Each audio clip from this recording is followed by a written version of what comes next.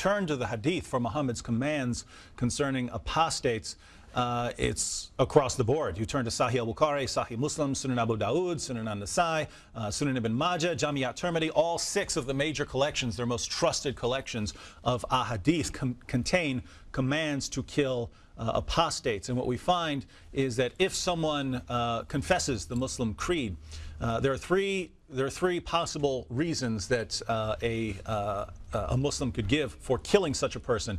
And that is, 1, if the person commits adultery; 2, if the person commits murder of another Muslim; and finally, if the person leaves Islam. And it's important to note that in Islam, it's not simply, you don't have to fully renounce Islam even. You could just refuse to obey one of the 5 pillars of Islam. So if you refuse to pay zakat, you are considered an apostate.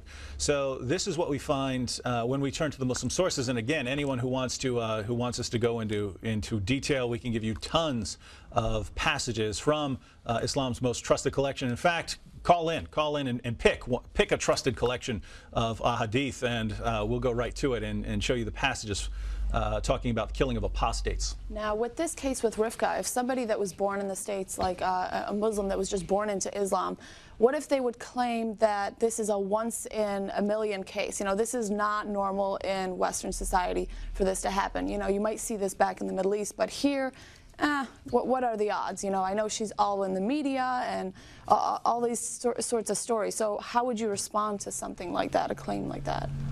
Well, it's true that honor killings are more rare here in the United States. And as a matter of fact, I need to clarify the terminology here. An honor killing is, I'd say, more of a cultural practice in the Muslim world. It applies to a child or a woman doing something that brings dishonor to a family, and the way for that family to restore their honor and to avoid disgrace is to kill the guilty party.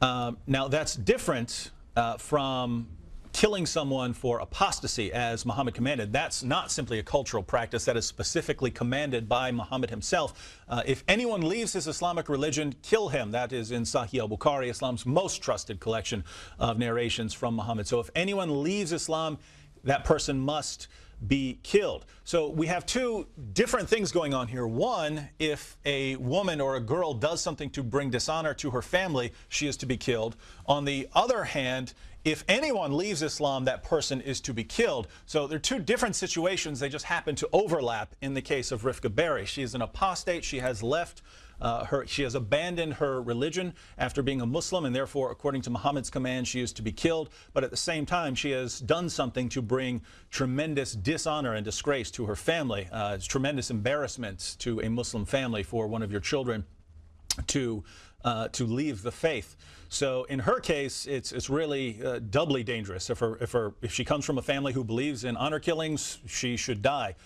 Even if her family doesn't believe in honor killings, if they believe in following the commands of Muhammad at all, they are supposed to kill her. And even if they don't, the question is, does anyone in her Muslim community believe in following the commands of Muhammad? And if anyone in the Muslim community in her area believes in following the commands of Muhammad, according to Muhammad, she has to be killed. So is it the same sort of punishment you're saying for females and males? There is a difference in the 4 schools of Islamic jurisprudence, as well as a difference between Sunnis and Shias. This is something else we can go into more detail in. If people want us to, we can give you actual quotations from the 4 schools. But what we find, the basic idea is that 3 of the 4 schools of Islamic jurisprudence, if you don't know what that is, you have Sharia, the main source of Sharia law, of course, the Qur'an and the Hadith. And Sharia law gets interpreted through the 4 schools of Islamic jurisprudence. 3 of the 4 schools say that female apostates are to be killed too. One of the schools says that if a female leaves Islam, she is to be imprisoned and she's to be beaten every 3 days. According to Shia Muslims, if a woman leaves Islam, she is to be locked in a room and she's to be beaten every day during the 5 prayer times. So if you don't want to pray in accordance with Islam, we're going to beat you during the time you should be praying.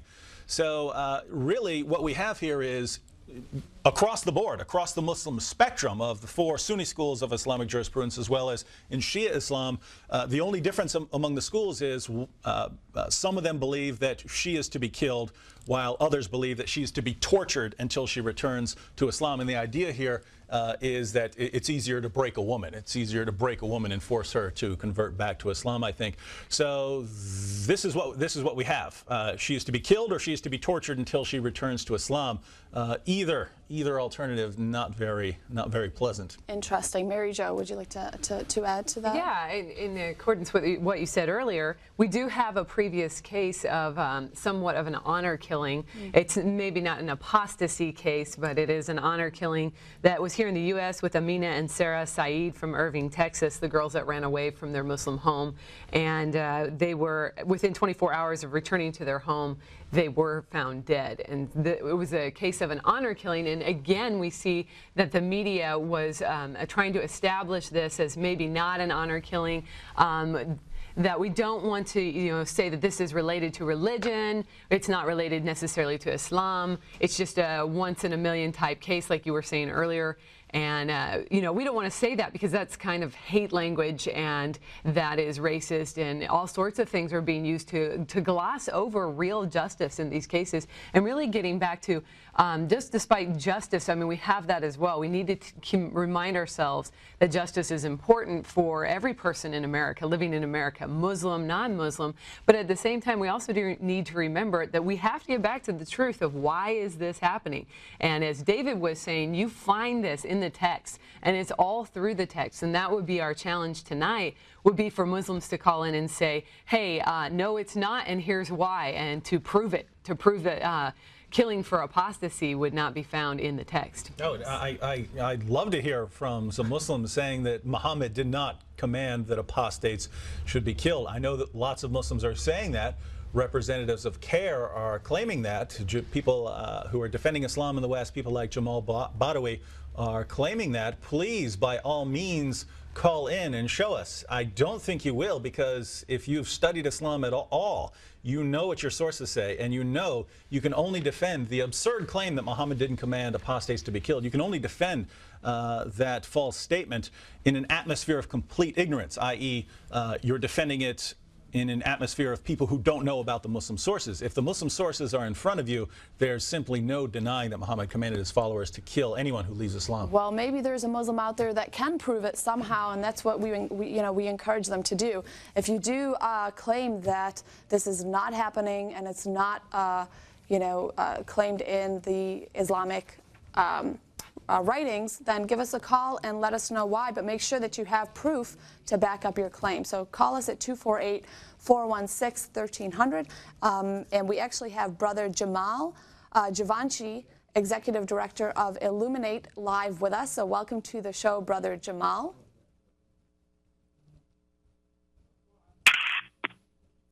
Brother Jamal, welcome to the show. Oh, thank you so much for having me. It's an honor to be with you. How's it going, Jamal? Yes, we can hear you. We basically, you will help us understand some background on Rifqa's case, as well as give us some up-to-date information on what's going on with the court rulings. Yeah, sure. Jamal, could you just to start off, could you tell us what you know about Rifqa as a person, and how long you've known her, things like that? Yeah, sure. And Rifqa Bary is obviously from. Grew up most of her life in Columbus, Ohio. She originally from Sri Lanka, but after her family came to the New York City area, and then eventually moved to Columbus area. And I met her probably a little over a year ago, and she reached out to me through Facebook. I was a local pastor in one of the churches there in Columbus, Ohio. We were part of a network of churches, and I was speaking at one of those network churches. And I was just giving a little bit of my background, come from a Muslim background. And so I was just sharing a little bit about that and about the story. And she happened to find my sermon on the internet, and she listened to it. And she contacted me through Facebook and just had a lot of questions. And, basically she was asking me, I heard that you're from a Muslim background. She said, I've been living as a secret believer. At that time, it'd been for about 3 years. She said, I really want to know how you dealt with the persecution. Did you have to flee your home? And had all these questions, and I thought, wow, I mean, in Columbus, Ohio, we have a secret believer, and she said, she was living in fear of her life, and her parents didn't know. And I just thought, it just struck me. So from that initial contact, I really felt, I really felt like the Lord wanted me to, and my family, to meet with her, because I think I had just gotten back from a trip overseas to the Middle East, and I had just met with, somebody of, very similar story, living in fear.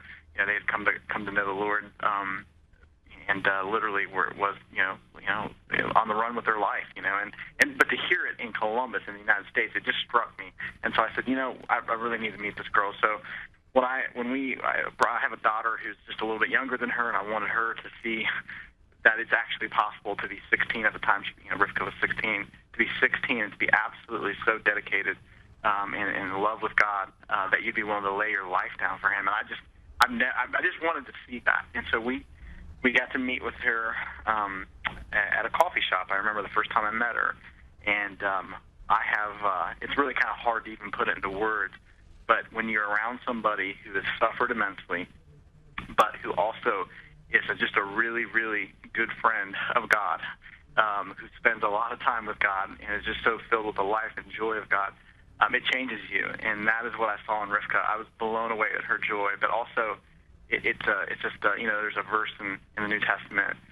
Paul says in Philippians 3:10, it says, Paul says, I want to know Him. I want to know the power of His resurrection and the fellowship of His sufferings. And that's what I saw in Rifqa, someone who knew God, who walked in the power of His resurrection, but also had a lot of fellowship with God because of suffering.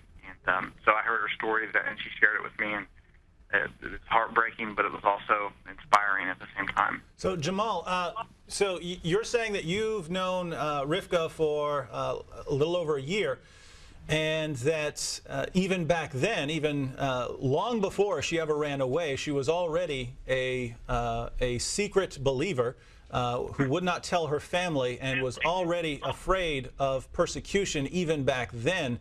So what do you think? What do you think of the claims that we find so often in the media that and from Muslim representatives that she was somehow brainwashed just a few months ago to think that it's dangerous to be a former Muslim, and that she was brainwashed into running away and to rebel against her parents? Well, it just comes from ignorance, because they don't. I heard that. Actually, that's why I got involved with the case, because when she first turned up in Florida, and her father, especially making these claims that she's brainwashed by the pastors in Florida, brought her down there, and I thought, what? This is absolutely. I can't even believe that that either, number one, that they're either completely lying about their daughter's faith, or number two, they don't know about their daughter's faith. If they think that she was brainwashed by people, she had just met, and she had never met the people in Florida. They just connected through Facebook, but she'd been a believer for now it's been over going on 4 years. So the fact that they didn't know about it, I think, gives credence to the argument that she kept it hidden from them. And then the next question would be, well, why would you keep it hidden from your parents? And it's because she knew that there was a threat to her life.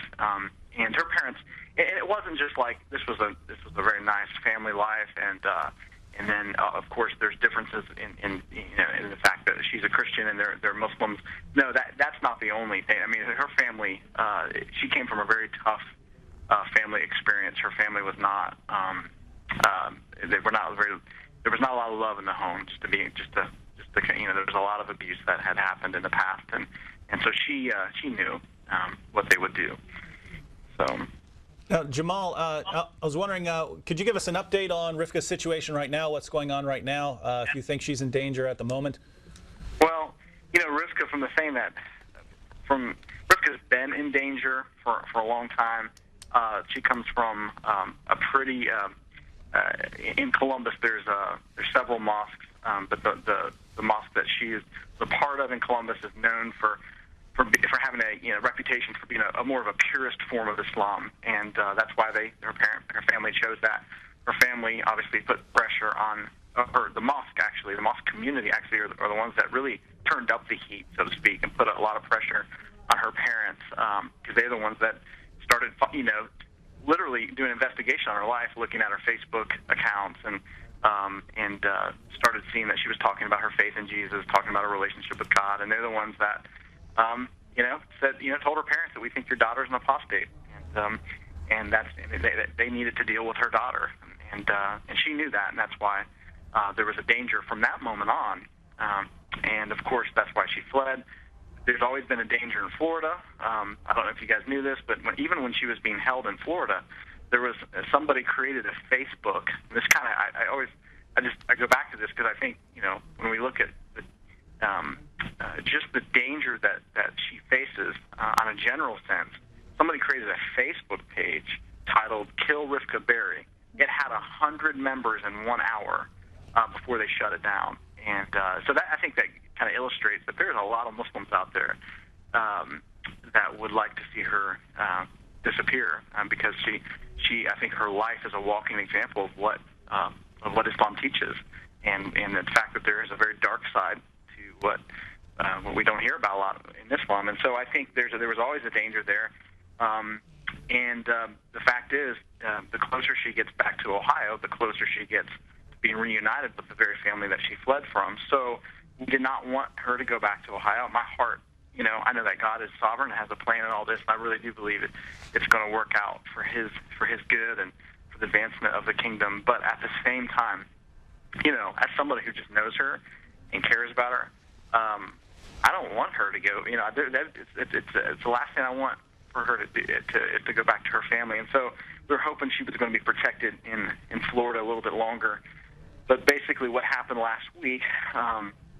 And what's came out through this trial is that, the court the dispute has been that her parents they came here on work visas, I believe, but their visas have expired, so they're not actually here legally. And Rifqa came over on her parents' visa when she was a child, so the family is not legal in the country. And the Florida court had demanded that they turn over these documents, and they have refused to turn over the documents. They were in danger of being in contempt of court, and the court in Florida literally at the last Florida hearing, they said they transferred jurisdiction to Ohio. They said Ohio has the rights to her. That was her residing state. But the Florida court still said, we have demanded, we put in an order that they have to turn over these immigration documents, even though the jurisdiction of the case is going to be transferred to Ohio. We're not going to give up jurisdiction over this immigration issue. We demand that these documents be turned over. And the judge even said he was not going to release Rifqa from his emergency custody, so that she was worried that if she somehow would be transferred across state lines and out of the jurisdiction and protection of the Florida court, that anything could happen to her, and she could be deported. If somehow the case in Ohio didn't go well and she was put back with her parents, well, then she could be deported back to Sri Lanka with her parents, and that's where her real danger is. What the danger she's facing, because her parents actually had threatened to have her dealt with or killed or put in some institution. They threatened all kinds of things in Sri Lanka. So they were actually, and there's evidence that before she fled, that they were actually planning to take her out of the country because of the shame that she was bringing on her family. So that's where the danger is. And so the judge in Florida said, if we're not going to release her until we know what her legal status is, and so I was actually relieved. But apparently, what happened is her legal team ended up working out a deal with her parents' attorneys from Ohio, and basically the gist of the deal was they knew that Rifqa's parents could face some jail time that they had for being in contempt of court and not turning over those documents. If they did turn in the documents, it would show that they're illegal and they could be deported. And so the attorneys for her parents basically said, well, hey, we know that you can do that to the Florida court. They said, but if you agree to drop the immigration charges, he's speaking to the Florida attorneys on Rifqa's side and also to the judge. He says you can, if the Florida court will drop their contempt of court proceedings and just drop this whole immigration matter, we promise that once she gets to Ohio, that we will leave her alone. We will not interfere with the dependency case that's sitting before the juvenile court. Okay, Brother Jamal, I apologize for cutting you off. Our producers are saying that we have to take a quick break, but would you please stay on the line with us so that when we come back we can continue hearing what you have to say? Okay, so we'll be right back. We'll take a quick break and then we'll continue with Brother Jamal. Stay tuned. Welcome back to the show. You're watching Jesus or Muhammad live on ABN. We are speaking live with Brother Jamal Jivanjee, Executive Director of Illuminate. Jamal, are you still with us? Brother Jamal, are you still with us live? Jamal, are you there? Yes, can you hear me? Yes, we can hear you. You were telling us, so the family had agreed. The family agreed that they would not seek custody of her if she's returned to Ohio in exchange for not being forced to leave the country. So what happened next? Well, that seemed like a really win-win situation for everybody involved, and they agreed to that. And it was just an understanding. Apparently there was some trust there with the parents' attorneys. They were known to be trustworthy and all these things. So the Florida court gave up emergency jurisdiction that they had over Rifqa herself and also over the immigration issue. They I don't know exactly. I'm not a legal expert, but I know that they did give up that authority and they signed out. They pretty much dropped all those charges of contempt of court charges and all that stuff. And literally when Rifqa was transferred, then she was put on a plane and transferred to Ohio. And when she got to Ohio, her parents immediately fired those attorneys that made the deal, and basically before there was any assurances given, they just fired it. That we start from scratch. They rehired Muslim activist attorneys to represent them, which is very obviously eye-opening, and it shows that they have no intention of now that there's no threat of them being the immigration issues not being pushed by this juvenile court. And we don't know if it's being pushed by anybody at this point. They're pretty much off the hook on that for the season, at least for the time being. So let me get this straight. Now, what do we know about Rifqa's parents? We know that they lied. They lied about their immigration status, claiming that they're legals when they weren't.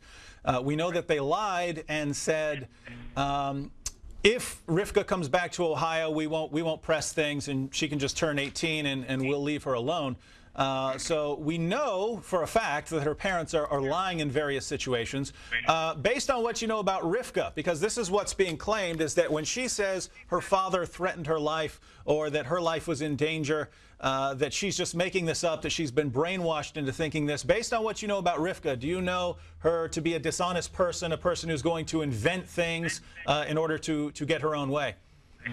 Not at all. And as a matter of fact, I have never, I'm not, some people make these statements and, exaggeration, and I honestly am not exaggerating when I tell you that Rifqa, I don't know if it's possible that Rifqa could be brainwashed. I think she is so passionately in love with God that she changes, like she has an effect on people. Like my life has been changed because of Rifqa. It has not been the other way around. And I can tell you that people I know that know her, they have been affected because of her just passion for God and she's been the most loving person I think just radical in her love and pursuit for God, and just full of life. And I'll tell you what, like she's honesty. I mean, you talk about character. She has probably impeccable character. I would venture to say that I know in Islam there's a lot of emphasis put on outward appearances and just character and all those kinds of things. She's probably one of the strongest, most moral people I've ever met. Not a hint of immorality in her life. Now that's very interesting, Jamal, because I'm sure you're familiar with this. I noticed very early on, right when the situation arose and she'd run away and there was a dispute about what it was to be done with her, various Muslim websites and organizations were trying all kinds of things. On the one hand, they were trying to portray her as a rebellious girl who's committing all sorts of immoral acts, and that's why she wanted to leave her families, because she's so immoral, and she wanted to run around having sex with all kinds of people. And as well as the pastor who took her in, that he's an evil person, and he's of course brainwashing her. And the goal was to paint everyone who's defending her as well as her in this horribly immoral, rebellious light. And you're saying, based on what you actually know about her, not from hearsay, not from things being invented, that the exact opposite is true. That's exactly right. Not even a hint of it. As a matter of fact, being a part of, I mean, she went to high school. She was, in a lot of ways, had a lot of peers, like any other 16-year-old would. And the thing that broke her heart, and she would tell kids, she talked about her relationship with Jesus in her high school. She obviously seen people into the drug culture and into the how high school is with the premarital sex and all that kind of thing. She spoke very passionately against that. She stood for righteousness and truth and purity. It was amazing. And I would venture to say that in Islam, obviously they put a lot of emphasis on outward purity, but she would blow any Muslim away when it comes to true purity and chastity and morality any day. I've never met anyone like her, to be honest with you. She absolutely has a one-track mind, and it's all about God. She thinks about God. She talks about God. That's all she wants is really to. And you know what? She reminds me of.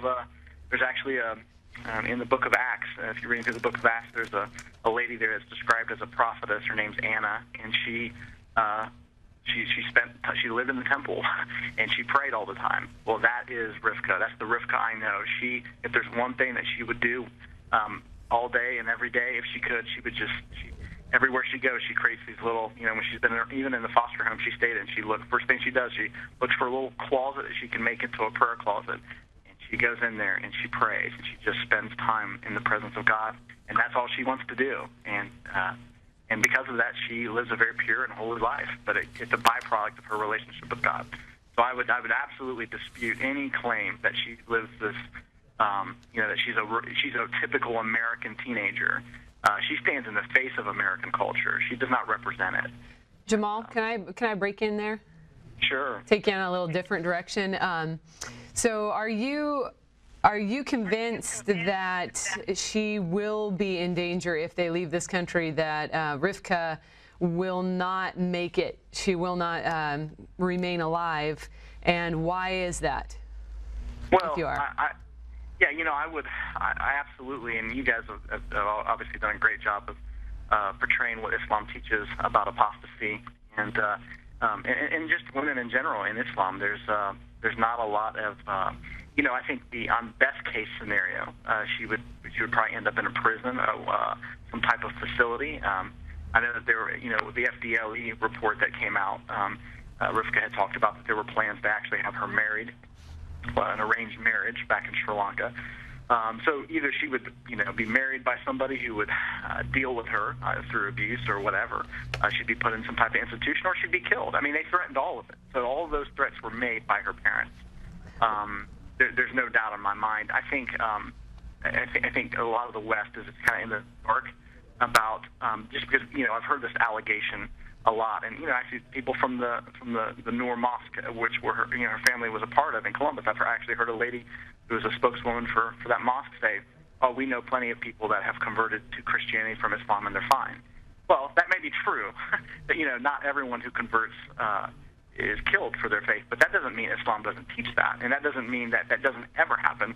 And especially when you come from a family that has already threatened it, I think there's good reason to believe that it would not be a good situation, and especially in Sri Lanka. There's obviously not the protections that we have here in Sri Lanka. I actually have a relative. My aunt is a Muslim. She lives in Colombo, Sri Lanka, and she hasn't told me firsthand that all the kinds of things that go on there. But I can tell you that there's a very strong Muslim community there in Sri Lanka, and her Rifqa is a mar, is an insult to Islam all over the world. So I can't imagine putting her right back into that would be horrendous. Jamal, you're a former Muslim, aren't you?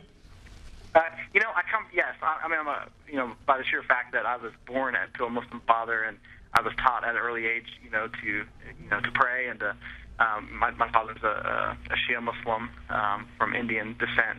And so, I said the Shahada, obviously went through the motions as a child. I wouldn't say I'm a Muslim scholar or anything by that means, but I became a Christian when I was 18.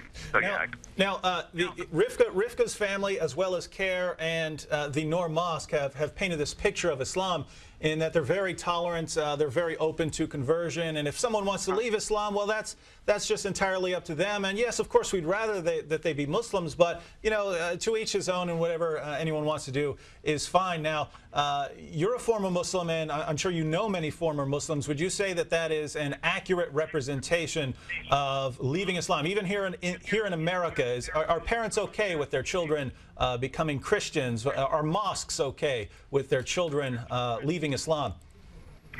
No, they're not okay. They're not okay with it. Many now in the West, I mean, obviously, honor killings it's going to be a bit different here, but it does happen, and it's going to increase. But they're never okay with it. There's not this attitude of, hey, to each his own. That's fine. It goes against Islamic teaching. Now, I will say that many Muslims are completely ignorant as to what their religion teaches.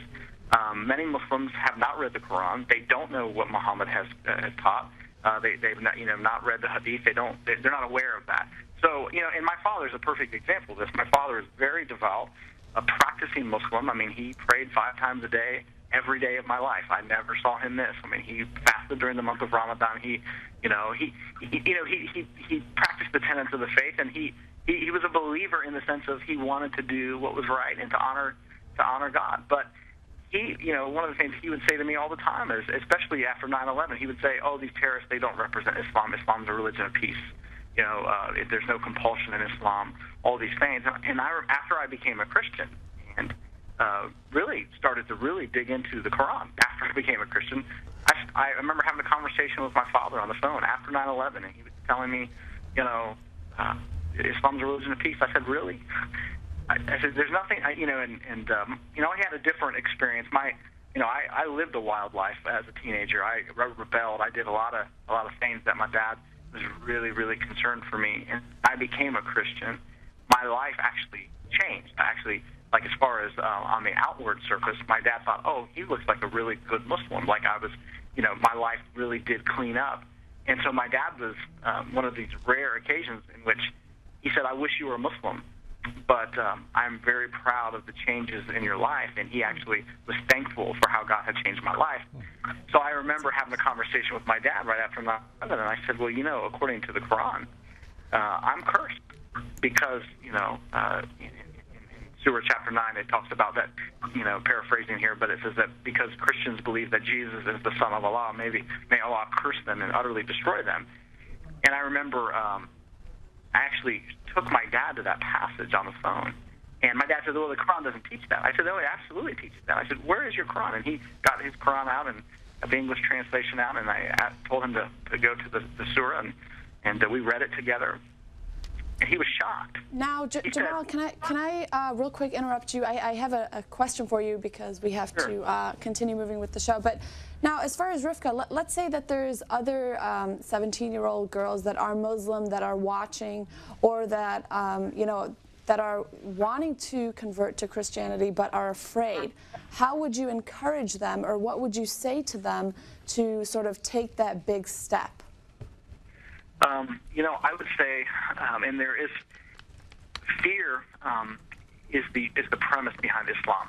There's such fear, and I would say, in order to combat fear, you almost have to absolutely treat it as if it doesn't exist. In the sense of you have to do what Rifqa did in a lot of ways, is not let your fear stop you from knowing the truth.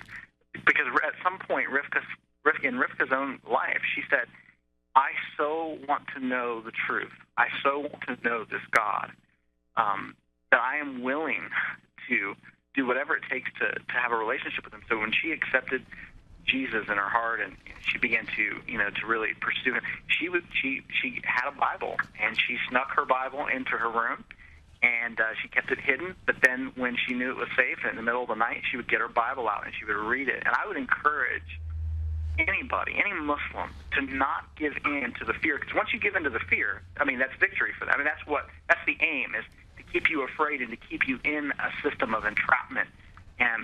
But if you don't give in to that fear and you say, no, I'm going to go against it, because then they've literally lost. And so they can't take away. And there's a verse in the Bible that says, what can separate us from the love of Christ? Can depth or height, angels or demons or any other created thing separate us from the love of God? And there's nothing.